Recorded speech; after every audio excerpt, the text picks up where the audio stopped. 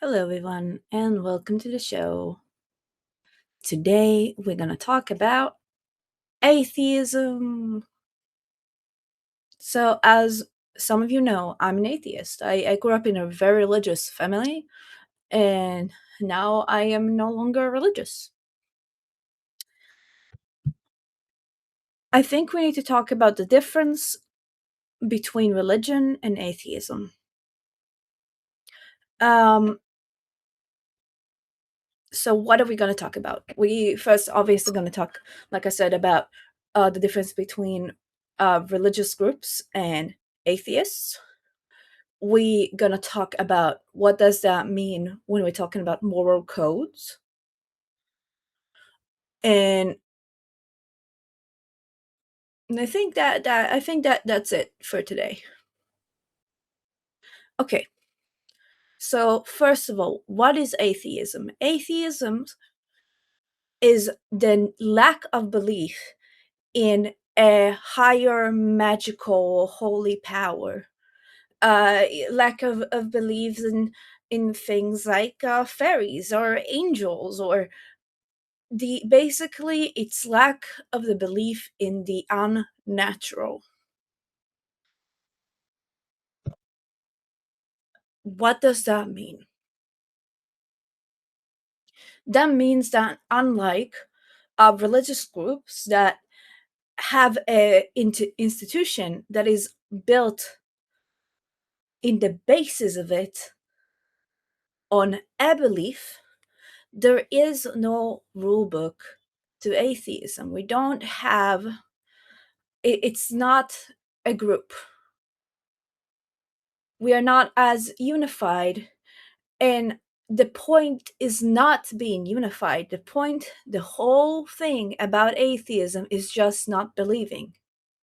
Well, the point of religions is not just the belief, but there's a structure to the whole belief, right? There are rules that you need to follow.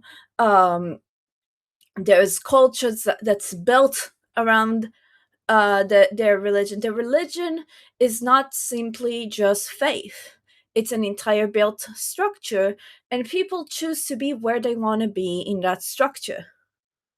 So that is the big difference between atheism and religion. It's non-organized groups that just simply lack a belief in the unnatural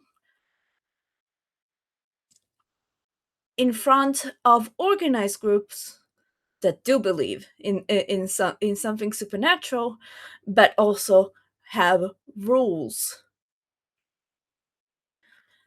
Now, why am I explaining this? Because it's important to understand when we move to the next topic about it, and that is moral code. Moral code is something that can be built. It can be built into a culture. It can be built into a school system. It can be a set of rules, a set of laws, basically a set of beliefs in the society. The idea of what is right or wrong. Therefore, in organized religion, we have codes of morals, and even in those religions, there are different codes of morals depends on what part of the structure you take. For instance, in Judaism, um, we can see in Israel uh, about what it means to be a Jew and what is the values of being Jewish. That's a conversation that happens in every religion. What does that mean to be the person of that religion? A lot of times you would hear something horrible happens and someone say, oh, that's not the values of this religion, this is not. But sometimes it is. Sometimes it is written in the book. Sometimes it was written in the book but was dismissed later. Or the opposite, it wasn't written on the book but was interpreted later as to be written. So even when we look at the organized religion, we we see that there are sectors. This is where we have sectors of religion. The sectors are not just about how much your faith is strong or what way you believe. It is the moral code that you follow in that entire structure of religion. It's a sector of a moral code. Okay, what about atheism? Well, as we established, atheists are not a group. They're not an organized thing. There's not the only thing that's related to atheists is their lack of belief in God. You don't have any moral code built into it, though you can say that that the moral is to not believe in that higher power. But I that is a stretch in my book, at least for me.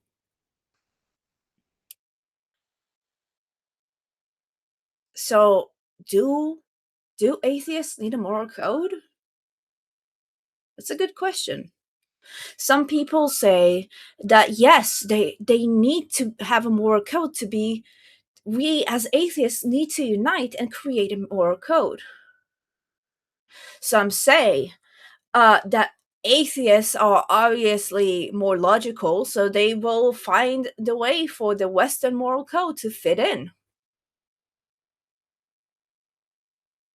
What do you think? You can tell me before I continue. You can write it down. But now let's over to what I think. As we establish again, it is not an organized group. In moral codes, being an atheist does not mean you're smart. It does not inherently mean you're logical, even. Because if you were never educated to believe in God, it it's not like you got it to a realization. Some people become atheists because they had a bad experience in religion and are afraid of it, and less than that, I got into a conclusion that we need to understand how people become atheists. People become atheists for different means. Some come out for religion, some grow up like that, because simply it's the lack of the belief. So do we need a moral code? I mean, we already have moral codes, don't we? In the societies we built, we have laws and rules. We have compassion, and that's another video that I will talk about. The next video that I will do will be about childhood development and empathy and compassion, and what does that mean? As an expert in early childhood development. Hi. Okay.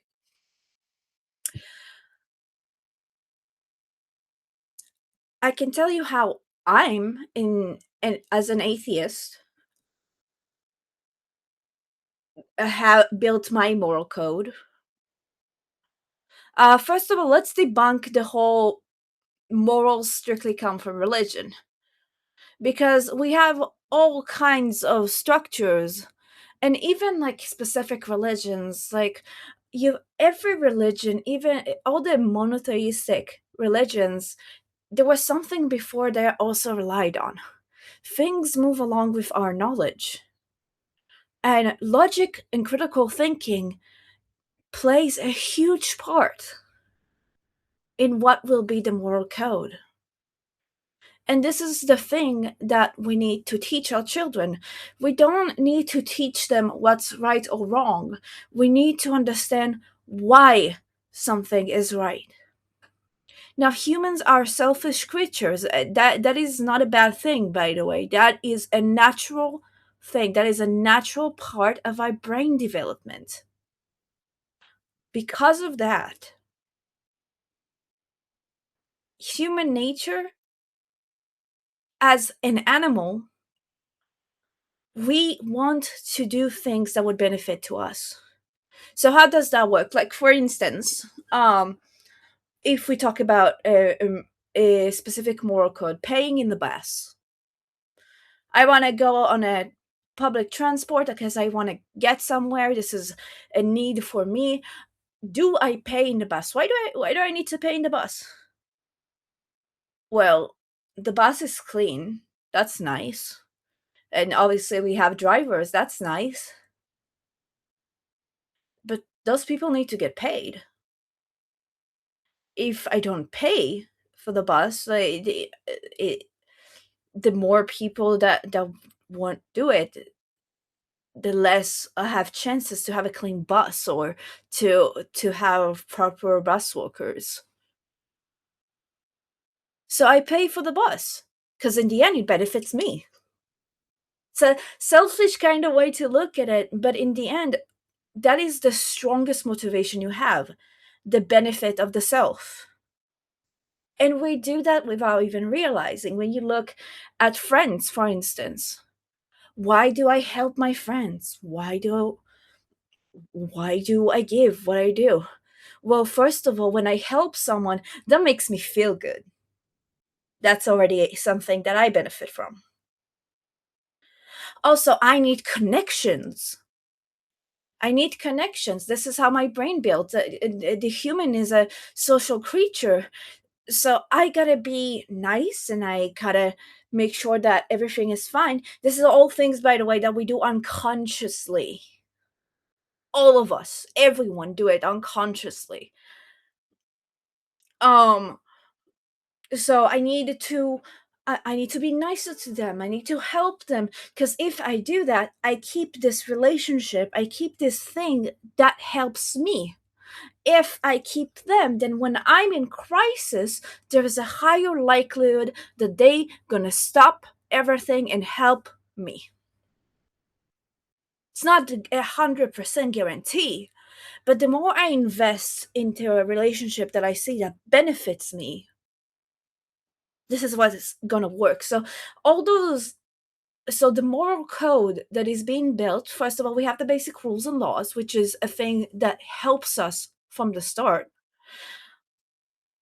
But then we have rationality. Atheists as a whole, like I said, do not have a moral code because a moral code depends on the culture and the laws you're around and the education you experience, not if not on the lack of belief in God. That is not immoral. You can't even say that being an atheist means you particularly believe in science, because that's also not true for a lot of people. Man, I know plenty of atheists that think that believe in conspiracy theories, that vaccines are here to control us, and that they actually make us more sick, even though there's plenty of science that disproves that. So what builds moral codes? Just for conclusion, the society we live in, the culture we live in, the laws and rules of our family and our countries. And most important, the moral rules that you would follow depends on your own rationale. This is what we need to focus on. We want a fixed society. We want a society that is Western and understanding and helping. We need to work on critical thinking. I'll see you next video, which I will expand on that and understand in the context and explain in the context of early childhood development. Thank you.